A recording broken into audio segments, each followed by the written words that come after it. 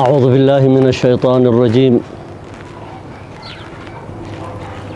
بسم الله الرحمن الرحيم وبه نستعين على أمور الدنيا والدين. صلى الله على خير خلقه نبينا محمد وآله وصحبه وسلم. وبعد dhammaan inta iga daawanaysa shaashadda waxaan ku salaamayaa assalaamu calaykum waraxmatullaahi wabarakaatu. waxaa iga hadlinaya maanta oo aan miidiyahan u soo fuulay baraha bulshadana aan uga muuqanaya waxa weeye arrin waayadanba haysatay baraha bulshada oo ku saabsanayd xaajadii cabdimaalik muuse coldoon iyo iskuulkii abaarso iyo jaamacadda barwaaqo iyo wixii ka dhacay ee hadal ahaa ee cid waliba aqoonteedii iyo waxay la ahayd ay ka tidhi ayaa waxaan tabayaa kaalintii culimmadu kalsooni badan ayay bulshada dhexdeeda ku leedahay.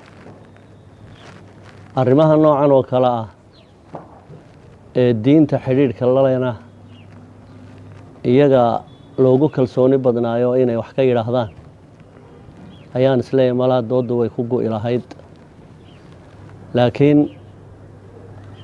waxaan ku diirsado ama arrinkaa si dhaba uga warrama ama xaaladda wejigeedii saxda ahayd wax ka sheega ma arag.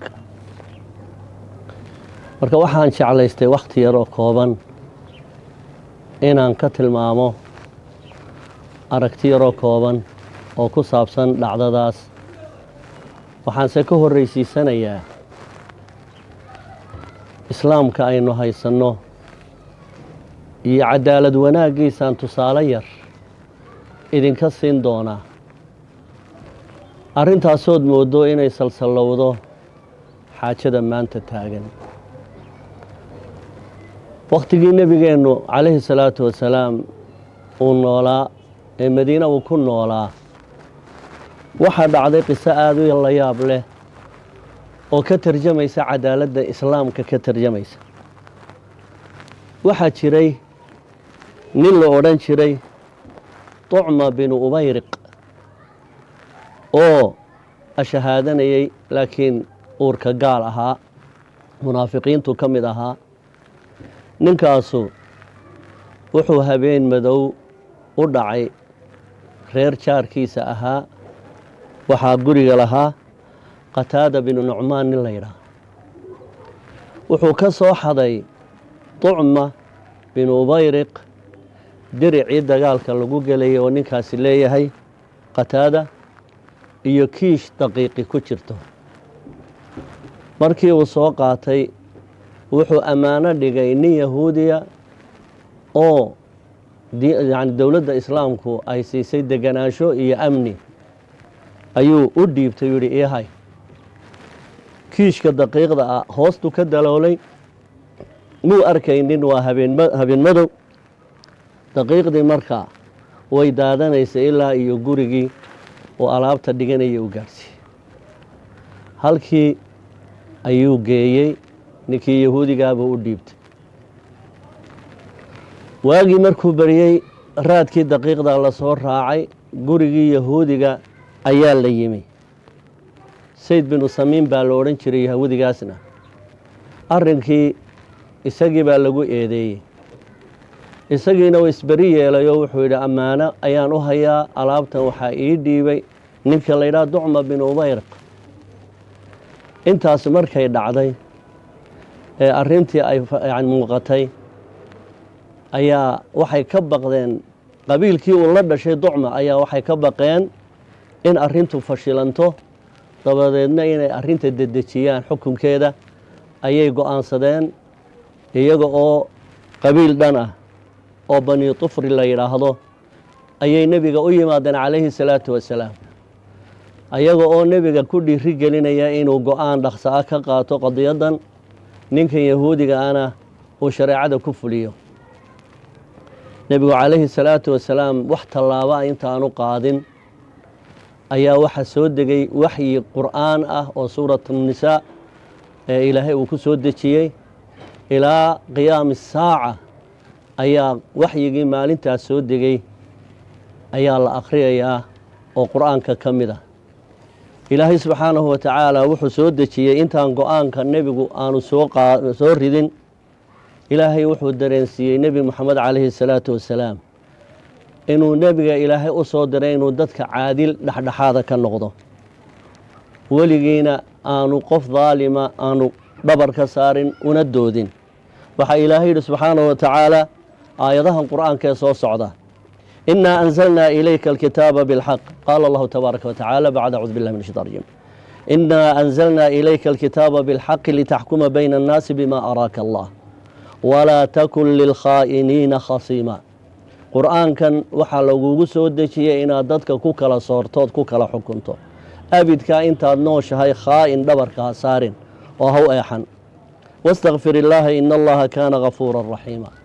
ilaahayna dembi dhaaf weydiiso warkaa aad ka dhegaysatay nimankaa munaafiqiinta ah ee munaafiqa u doodaya.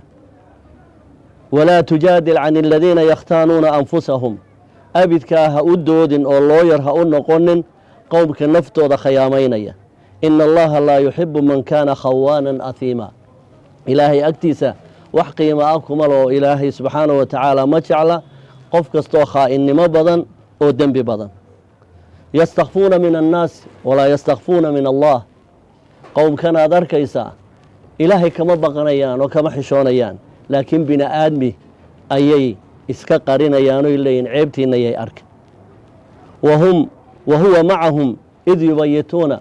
ilaahay baa ogaa markay shirayeen saqda dhexe maa laa yardaa min alqowl, waxaan ilaahay marnaba raalli ka noqonayn.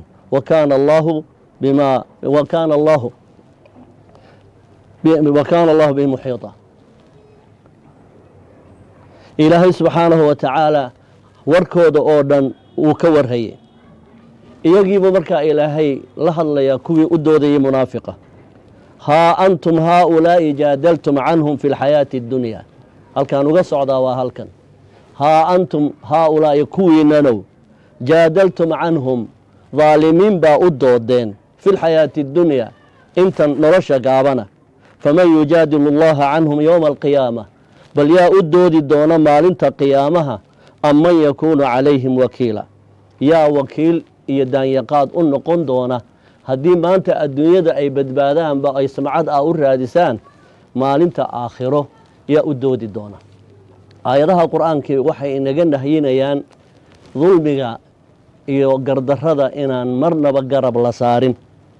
waxaanuu rasuulku inooga digay salawaatu ullaahi wasalaamuhu calayh ruuxa madluumka ah oo laga gardaran yahay inuu ilaahay ducadiisa markiiba uu aqbalo. baryada qofka madluumkaa ilaahay markiiba wuu aqbalaa. waxaanuu ilaahay inooga digay habaarka qofka madluumka ah inaynu qaadanno. waxaanuu rasuulku yidhi salawaatu ullahi wasalaamu caleyh xadiid saxiixa: itaquu dacwata almadluum fainahu laysa baynaha wa bayna allahi xijaab. iska jira oo iska ilaaliya habaarka qof la dulmiyey. ha dulminina qof haddaad dulmisaan habaarkiisu idin seegi maayo, sababta oo ah ruuxa madluumka ahee la dulmiyey iyo tugsiga rabbi wax allaaliya wax xijaabahoo u dhexeeya ma jiro. waxaa kaloo aada iyo aada looga digaa dadka cuqaashi ay ka digi jireen iyo sugaanyahanadu in qofka awood isbidaa aanu awooddiisaa tala saaran oo aanu dadka ku tacadiyin. haddii uu ku tacadiyana hadduu markaa uu isagu hurdo inaanu qofkii la dulmiyey aanu seexanayn xanuun darteed, ilaahayna uu arkayo aqbali doono. laa tadlimanna idaa maa kunta muqtadiran faadulmu aakhiruhu ya'tii binnadami. laa tadlimanna idaa maa kunta muqtadiran. haddaad awood iyo tabar isbiddo dulmi ha shaqaysanin. faadulmu aakhiruhu ya'tiika binnadami. haddaad wax dulmido gebagabahiya aakhirka waad ka nadaamoon doontaa. نامت عيونك والمظلوم منتبه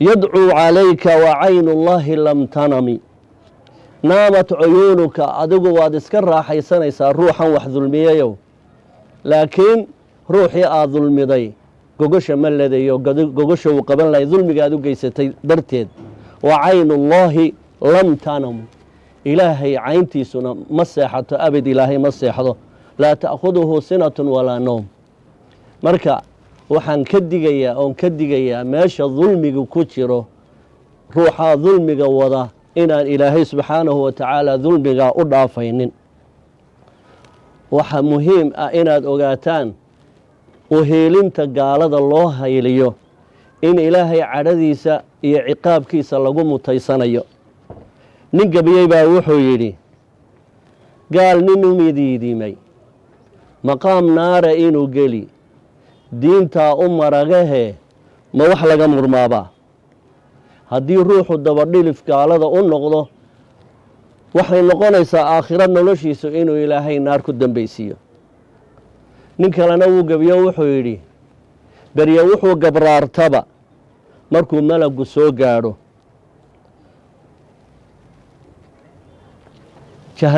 berye wuxuu gabraartaba markuu malagu soo gaadho jahannamo inuu gaal ninka gaalo saacida muslimna gooyo xadhigiisa ninka gaalo saacida muslimna gooyo xadhigiisa berye wuxuu gabraartaba markuu malagu soo gaadho jahannamo inuu geli kitaab garanayaan sheegay qofka bini aadmigee gaal u hiilinaya wuxuu la soo xaadirayaa gaalkaa uu u hiilinayo buu qiyaamaha la soo xaadirayaa oo nebigeennaa yidhi calayhi salaatu wasalaam almar-u maca man axabba yowma alqiyaama wax la hubo oon muran ka taagnayn weeye qowmkan maanta uu ka hadlay cabdimaalik muuse coldoon wuxuu ku sheegay inay yihiin cidi kama muransana oo gabadha la yidhaahdo joy ciisa inay tahay baadariyad diinta kiristaanka fidisa caddaynteedii baa la hayaa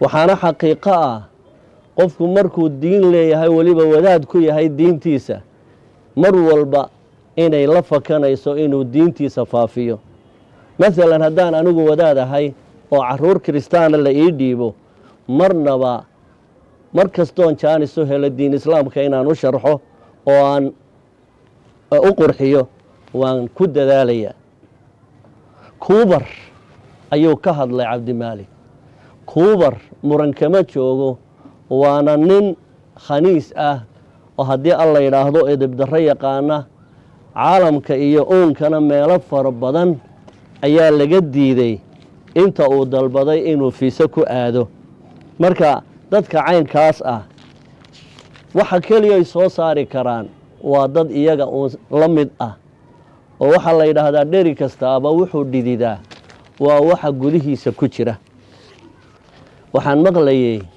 dad badan oo qaarka odhanaya cabdimaalik muuse coldoon ma kelidii baa wadaada runtii cabdimaalik kelidii diinta ma yaqaan laakiin marka ay sayma gasho cidhiidhi ay gasho marba ruuxunbaa ilaahay ku karaameeyaa inuu diinta u hiiliyo diinta in loo godoboobana waa muqarabaadka iyo waxyaalaha ugu fiican ee ilaahay loogu dhowaado subxaanahu wa tacaala am xasibtum an tadkhulu ljanna walamaa yaأtikum mathalu aladiina khalow min qablikum masadhum اlba'saaءu wاddaraa aliflaamiim axasiba annaasu an yutrakuu an yaquuluu aamanna wahum laa yuftanuun iyo aayado badan baa ilaahay wuxuu tilmaamayaa in diinta loo godoboobaa ay tahay waxyaalaha ilaahay loogu dhowaado oo ilaahay jeceliya tabaaraka wa tacaala maanta tanuu cabdimaalik ka tiraabay waa arrin khusaynaysa caqiidada iyo diinta islaamka ilmaha yaruna haddii aanu diin islaamkiisa aqoon badan u lahayn waa la habaabin karaa arrinkaana nasteexo iyo talo ayuu ka soo jeediyey in lagu ceebsadana anigu uma arkayo waxaan leeyahay cabdimaalik muuse coldoon runtii waa shakhsi ku sifaysan sifooyin uu rasuulkeennu ka markhaati kacay ruuxa dhaqankaasoo kala yeesha inaan ilaahay garabkiisa ka baxayn. maalintii ay qalbiga u dejinaysay khadiija bintu khuwaylid radia allahu tacaala canha wa ardaaha nebiyullaahi moxamed salawaatullaahi wasalaamuhu calayh sifooyin bay tilmaantay ruuxa ku dhaqma aanu ilaahay dullaynaynin subxaanahu wa tacaala. waxay tidhi kalla abshir fawallaahi laa yukhziika allaahu abadan. waxay tidhi abidkaa ilaahay ku dullayn maaye. sababay sheegtay markaa khadiiji ilaahay loogu dhowaado, qofka bini aadmigaana ilaahay ugu hiiliyo marka uu cidhiidhi galo. innaka latasilu raxima. qodobka koowaad waxay tidhi waxaad xidhiidhisaa sokeeyaha. wa tasduqu alxadiida, warkana been kama sheegtid. wa taxmilu lkalla, dadka kadeedanna waa taageertaa. wa tuqri dayfa, martidana waad karaamaysaa. wa tuciinu calaa nawaa'ibi alxaq, dadka dhibaatadu ku timaadana waad u gurmataa. in badan oo aan isyeelyeel ahayn oo aan u falaya insha allahu inuu dar ilaahay ka ahaa ayuu ummad badan ayuu u gargaaray oo ilaa iyo xayawaankiibaa gargaarkiisii iyo gurmadkiisii uu gaadhay. marka wiilkaas waxaan leenahay sabir oo dulqaad yeelo, ilaahay baa kuu gargaari doona. wakhtiguna sidaa ahaan maayo, dadkuna galsho maahoo guri maayaanee taariikhdu way isqori doontaa haddii ilaahay ka dhigo. maanta waddadaad haysaa waxay iila muuqataa waddadii axmed binu xambal markii ay culimmadii islaamku ay ka gabadeen masaladii khalqulqur'aanka ee lagu riiqday. ninkii u kacay diinta ee xaqa caddeeyey axmed binu xambal buu ahaa. xabsi buu u galay, karbaashna wuu ku mutaystay.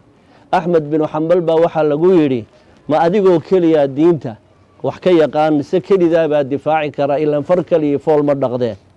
soo tan culimmadii kaloo dhani ay ka gabatay maxaad uga gaban weyday?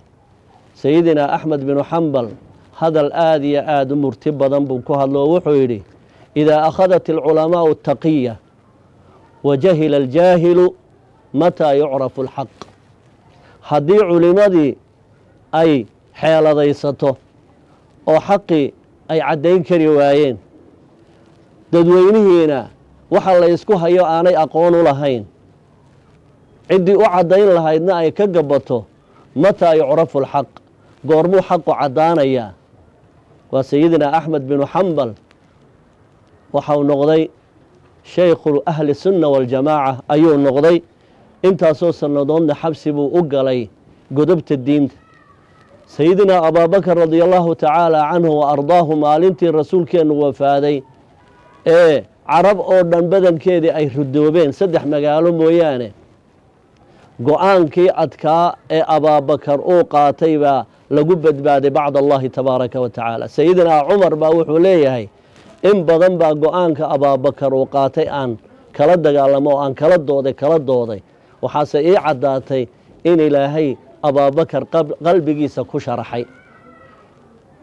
deedna waxay ku badbaaday diintii islaamku bacdallaahi tabaaraka wa tacaala go-aankii geesinimada lahaa ee sayidinaa abaabakar radia allahu tacaala canhu wa ardaah uu ka qaatay riddada. marka weligeedba way soo dhici jirtay intay mashkelad iyo imtixaan dadka lagu kala reebayaa uu yimaado in qaybna ilaahay uu ku dallacsiiyo, qaybna ilaahay wain tatawallow yastabdil qowman hayrakum uma laa yakunuu amhaalakum. waxaan leeyahay oo aan fariin u dirayaa kollay si uu u maqlaba haddii ilaahay yidhaahdo, cabdimaalik muuse coldoon sabir baan ku leeyahay. ilaahay baa kuu maqan, islaamkuna waa kula jiraan, xaquna waa caddaanayaan. waxaanan aad iyo aad u hambalyaynayaa xaakimkii maxkamaddii koowaad galay oo si cadaaladi ku jirto, sidaan anigu aaminsanahay si cadaaladi ku jirto go-aankaagii u riday ayaan aad iyo aad u hambalyaynayaa. ilaahayna waxaan uga baryayaa inuu miisaanka xasanaadka u saaro maalinta qiyaame ayaan ilaahay uga baryayaa. adigana waxaan ku leeyahay sabir. inta cabdimaalik muuse coldoon ka soo hor jeedaan ha isweydiiso, cabdimaalik maxaa ka maqan? cabdimaalik muxuu rabaa? cabdimaalik wuxuu rabaa ubadkeennu inay islaaxaan, cabdimaalik wuxuu rabaa dalkeennu inuu helo cid maya tidhaahdo wixii gardarriya xaqdarro ah, cid tidhaahdo maya oo ku dhiirata ayuu rabaa in la helo, waana la helay. waxaana ku leeyahay jazaaka allahu khayra aljazaa, wasalaamu calaykum waraxmat ullaahi wabarakaatu.